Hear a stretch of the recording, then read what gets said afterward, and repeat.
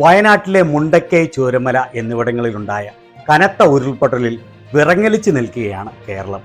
ഏറ്റവും ലേറ്റസ്റ്റ് ആയ റിപ്പോർട്ട് അനുസരിച്ച് 135 പേർ മരണപ്പെട്ടതായിട്ടാണ് അറിയുന്നത്.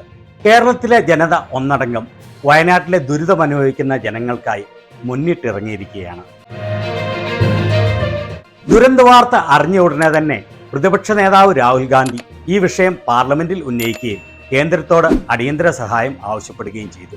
കേന്ദ്ര പ്രതിരോധ മന്ത്രി രാജ്നാഥ് സിംഗുമായും കേരള മുഖ്യമന്ത്രി പിണറായി വിജയനുമായും ഉടനടി ഈ ദുരന്തത്തെക്കുറിച്ച് അദ്ദേഹം സംസാരിച്ചു.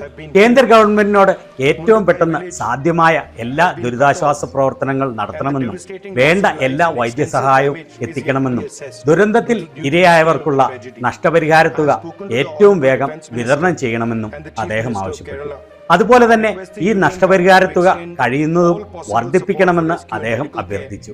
വയനാട്ടിലും വെസ്റ്റേൺ ഘട്ടിലും രാജ്യത്തെ മറ്റ് പ്രകൃതിലോല ഭാഗങ്ങളിലും വർദ്ധിച്ചു വരുന്ന ഉരുൾപൊട്ടൽ ഭീഷണിയെ നേരിടാനുള്ള മാർഗങ്ങൾ എത്രയും വേഗം ആരായണമെന്നും ഉരുൾപൊട്ടൽ ഉണ്ടാകാൻ സാധ്യതയുള്ള മേഖലകളെ വേർതിരിച്ചറിയുകയും അതിനെ പ്രതിരോധിക്കാനുള്ള അടിയന്തര നടപടികൾ സ്വീകരിക്കണമെന്നും അദ്ദേഹം ആവശ്യപ്പെട്ടു.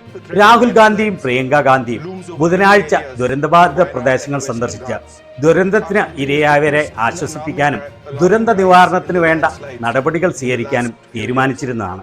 നാളെ ഉച്ചയ്ക്ക് 12 മണിക്ക് മൈസൂരു എത്തി അവിടുന്ന് റോഡ് മാർഗം മേൽപ്പാടിയിൽ എത്താനായിരുന്നു രാഹുലും സംഘവും തീരുമാനിച്ചിരുന്നത്.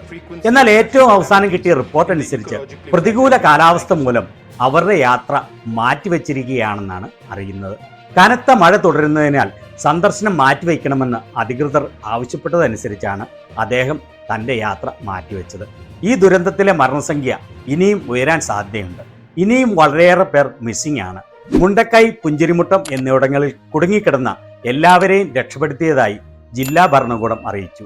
ഈ മേഖലയിൽ ഉണ്ടായിരുന്ന എല്ലാ മൃതദേഹങ്ങളും താഴെ എത്തിച്ചു. ചൂരൽമല ടൗണിൽ ഉരുൾപൊട്ടലിനെ തുടർന്ന് താറുമാറായ വൈദ്യുതി ബന്ധം പുനഃസ്ഥാപിച്ചു വരുന്നതായി KSEB അറിയിച്ചു.